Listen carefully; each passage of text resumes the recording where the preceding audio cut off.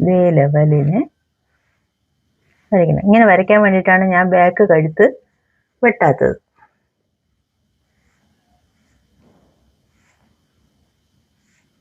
എന്നിട്ട് ഇവിടെയും ഇതുപോലെ വരയ്ക്കണം.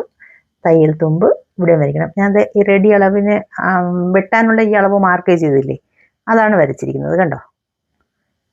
കൈക്കുഴിയും നമ്മൾ അതേ ഷേപ്പിന് വരയ്ക്കണം.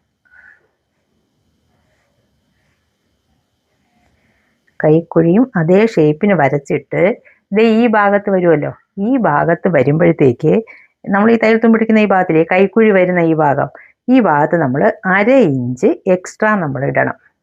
ഓക്കെ, നമുക്ക് 1/2 ഇഞ്ച് എക്സ്ട്രാ ഇടണം. മനസ്സിലായോ? ഈ കൈക്കുഴി വരുന്ന ഭാഗത്ത് 1/2 ഇഞ്ച് എക്സ്ട്രാ ഇടണം. എന്നിട്ട് നമ്മൾ ഇവിടെ ഈ മടക്കി അടിക്കാൻ വേണ്ടിയിട്ട് നമ്മൾ സ്കെയിൽ വെച്ചൊരു വര വരച്ചില്ലേ, ഇവിടെ നമ്മളൊരു നോച്ചസ് ഇട്ടു. ബാക്ക് പാർട്ട് ഇവിടെയാണ് നമുക്ക് മടക്കി അടിക്കേണ്ടത് എന്നറിയാൻ വേണ്ടിയിട്ട് നമ്മളിവിടെ ഒരു നോച്ചസ് ഇട്ടില്ലേ, അവിടെ നമ്മളിതേ ഒരു വര വരയ്ക്കുക.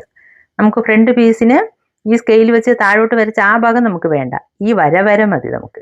ഓക്കെ, ഇവിടെയും ദേ ഇതിൻ്റെ നേരെ ഒരു മാർക്ക് കൊടുക്കുക. ഓക്കെ, മനസ്സിലായല്ലോ അല്ലേ? ബാക്ക് പാർട്ട് ഫ്രണ്ട് പാർട്ടിന് വേണ്ടിയിട്ട് നമുക്ക് കട്ട് ചെയ്ത ബാക്ക് പാർട്ട് എടുത്ത് സെയിം അതേ കണക്കിന് വരച്ചു.